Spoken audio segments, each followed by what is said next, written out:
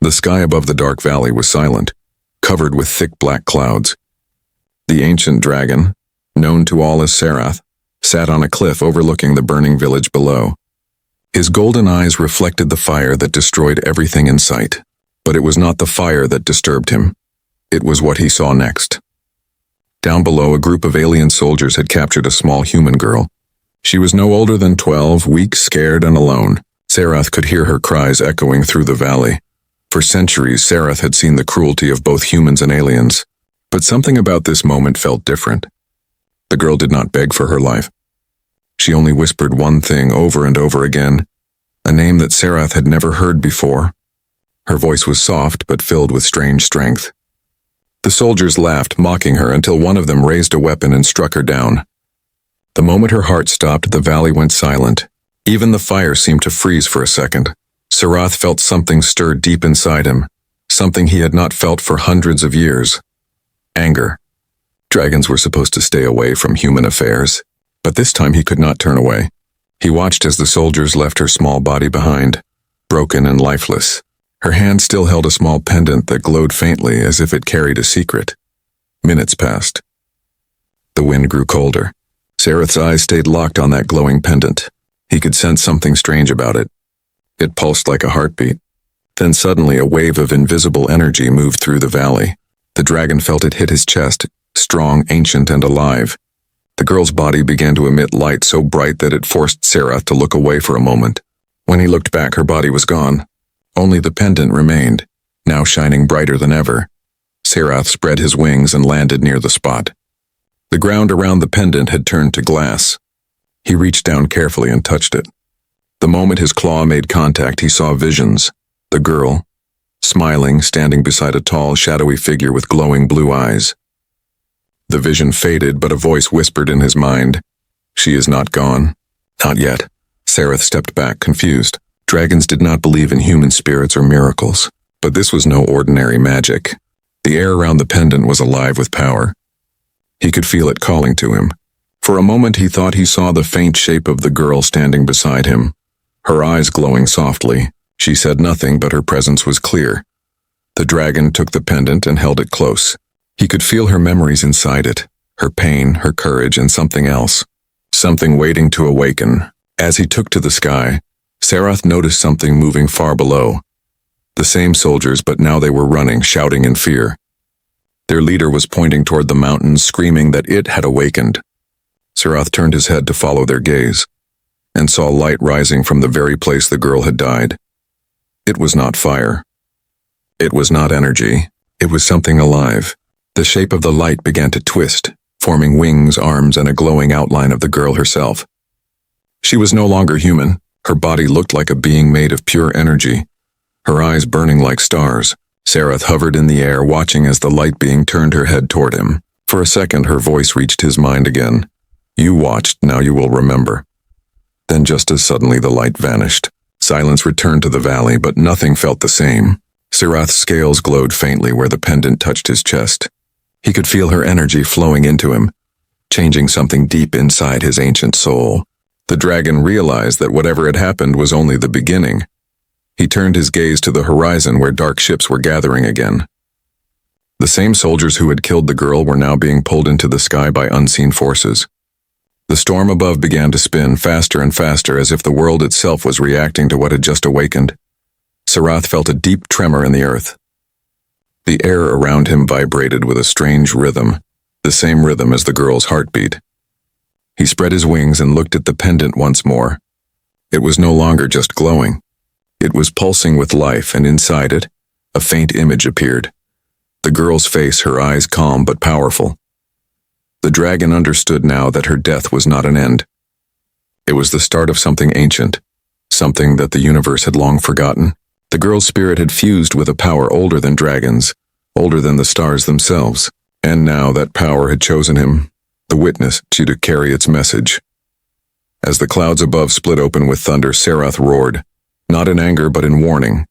Something was coming, something that began with the death of a child, and would soon shake the foundations. The thunder above the valley grew louder as Serath flew higher into the dark clouds. His wings cut through the storm winds, lightning flashing around him like a warning from the heavens. The pendant against his chest glowed stronger with every beat of his heart. It felt alive, like it was breathing through him. He had lived for more than 1,000 years, but never had he felt such a strange connection. The memory of the girl's death burned in his mind. Her last words, her glowing eyes, and the whisper, "You watched, now you will remember." It echoed again and again inside his head. Serath could not understand why he had been chosen. Dragons did not believe in destiny, but this time, destiny had found him. As he reached the edge of the valley, he noticed something in the distance. The mountains that once stood quiet were now glowing with lines of blue fire running across their surface. Ancient symbols appeared, floating in the air. Serath recognized them from an old prophecy, one that spoke of a child of light who would rise from death and awaken the heart of the sky. The old stories had always been treated as myths, but now they were happening before his eyes. He landed on a mountain peak, the wind roaring around him. The pendant suddenly grew hot. Serath dropped it on the ground and it began to hover in the air. The glow expanded into a circle of light, and from it came a voice, calm yet filled with power. It was the girl's voice again. "Serath," it said, "you saw what they did. Now you must see what they fear." The dragon's eyes narrowed. "Who are you?" He growled softly, though a part of him already knew the answer. "I am what they tried to destroy," she replied. "They thought killing me would stop it, but it only set it free." Before Serath could respond, the circle of light transformed into a vision. He saw cities floating in the sky filled with alien beings who called themselves the Vorn. They were powerful, advanced, and ruthless. For centuries they had ruled hundreds of worlds, enslaving races they called inferior, and now they were searching for something, an ancient energy hidden inside human DNA. The girl had carried it unknowingly. That was why they tortured her. She was the key to awakening something far beyond their control. Serath's claws dug into the rock. His golden eyes flared as he watched the soldiers from earlier kneeling before a massive Vorn general, a creature with black armor and silver eyes. "The experiment has failed," the general said in a cold voice. "But the power reacted to the dragon. Bring him to me, alive." The vision faded and the pendant dropped back into Serath's claws. He understood now. They were coming for him, not to kill him, but to take the power he had absorbed from the girl. The dragon spread his wings again. He could not let them have it. Whatever this energy was, it had chosen him for a reason. If the Vorn got hold of it, they would destroy every world to feed their greed. He needed to find out what the heart of the sky truly was. But before he could move, the clouds above him split open. 3 black ships descended from the storm, glowing with red lights. Their engines hummed like thunder. A deep voice echoed through the air. "Dragon Serath, surrender yourself. The child's power belongs to us," Serath roared, his sound shaking the air for miles. Lightning flashed behind him as he took flight. The ships fired energy bolts that exploded across the mountains, turning stone to dust. The dragon dodged and spun, moving faster than he had in centuries. But one blast hit his wing, sending him crashing into the forest below. The ground trembled as he landed. Pain shot through his body, but the pendant's light spread across his wound, healing it instantly. The power inside it was protecting him. He stood again, flames rising from his mouth. "If it's power you want," he growled, "then you will taste it." He unleashed a beam of fire so bright that it tore through the first ship, splitting it in half. The others backed away, but the leader ship opened a massive gate beneath it. A creature stepped out, tall, armored, and glowing with energy similar to the pendant's light. Serath could sense it immediately. It wasn't a Vorn soldier. It was something else.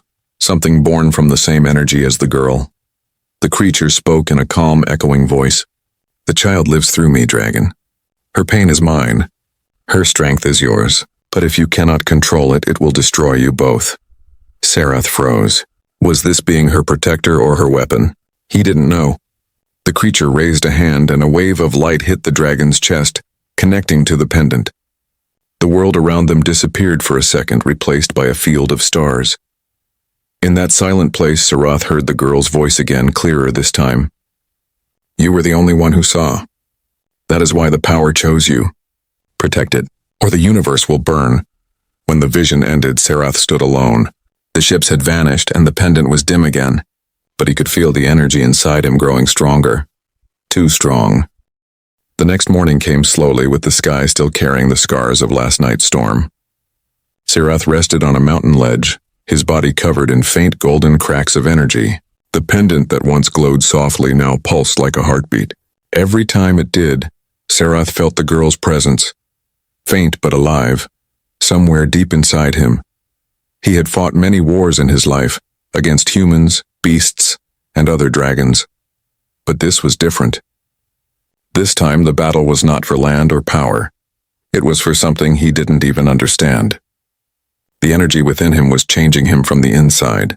His scales had started to shimmer like light, and his senses could now feel every vibration in the air, every whisper of thought nearby.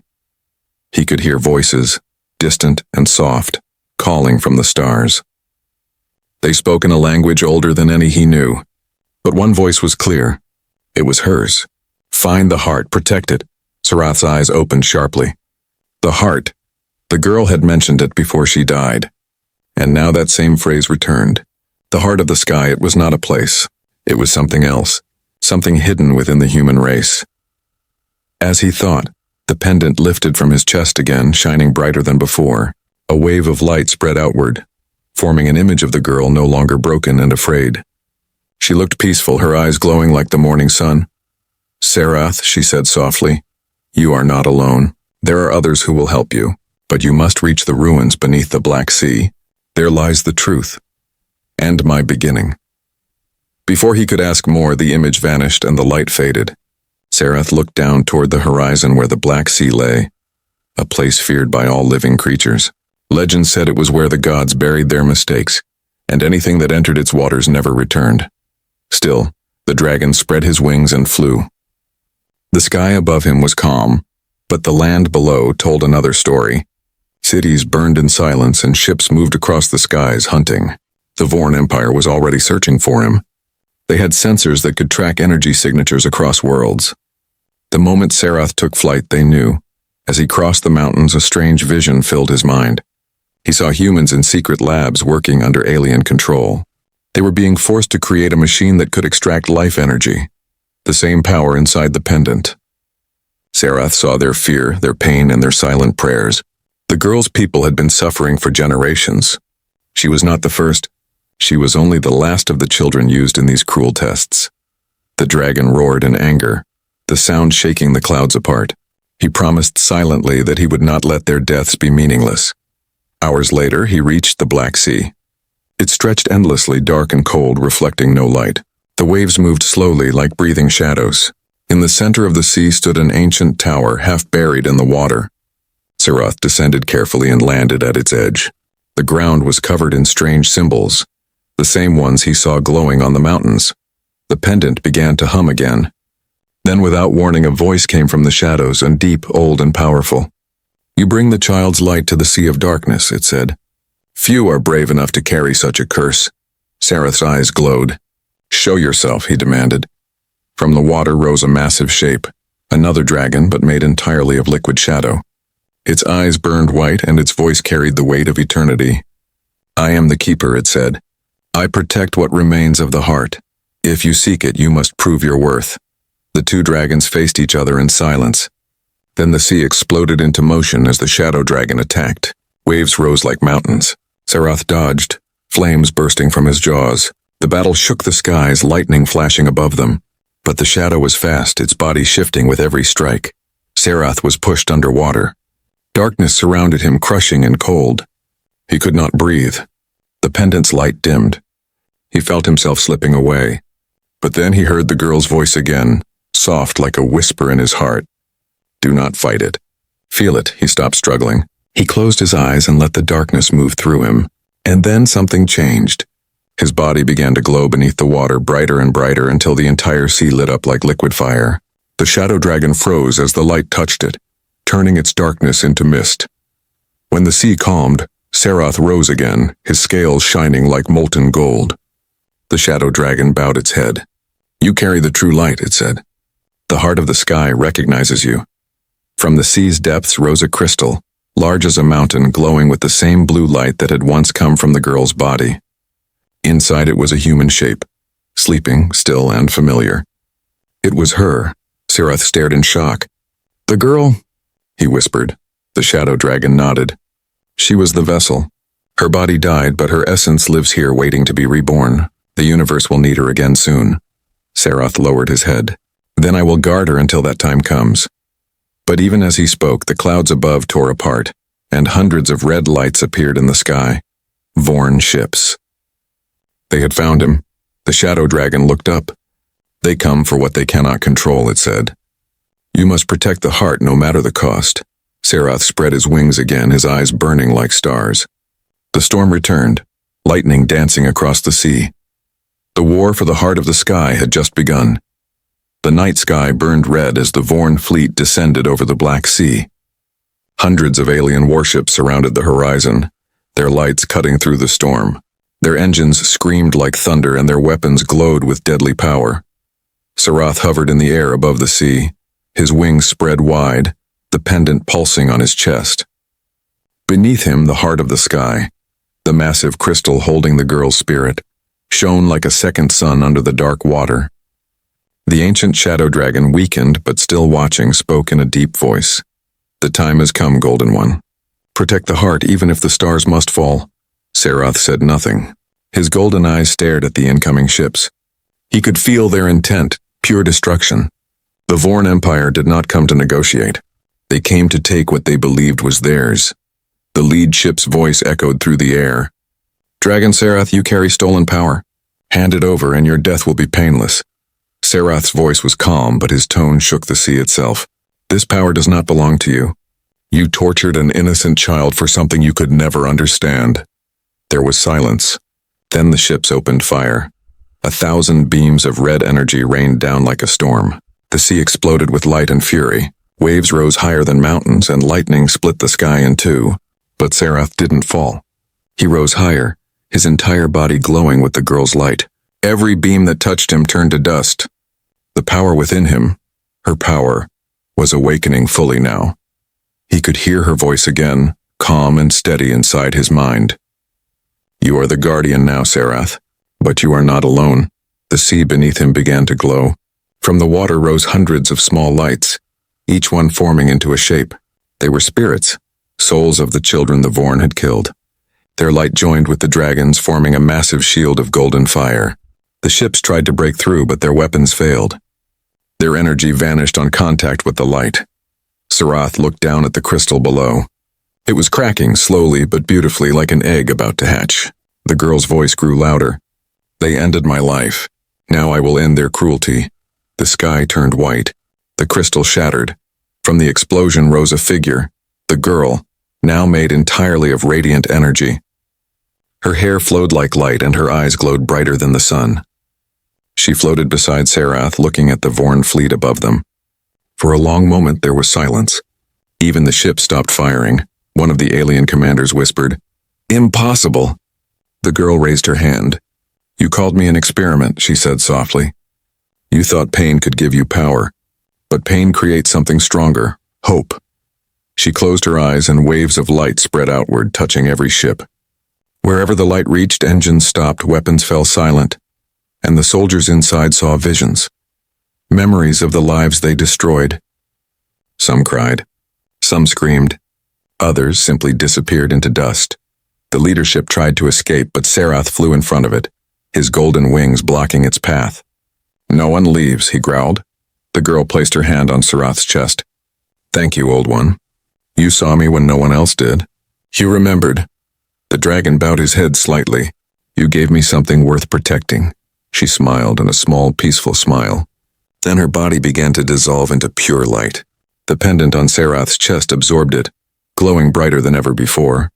The sea calmed, the sky cleared, and the last of the Vorn ships fell from the clouds like burning stars.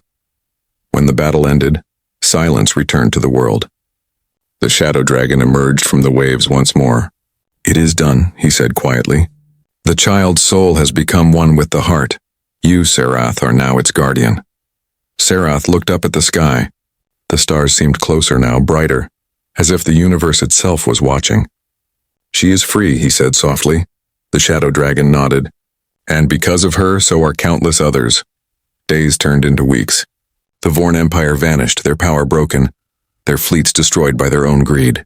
Across the galaxy, humans began to awaken strange powers, echoes of the girl's light spreading through their bloodlines. Serath remained by the Black Sea, guarding the place where the heart of the sky once rested. He no longer felt alone,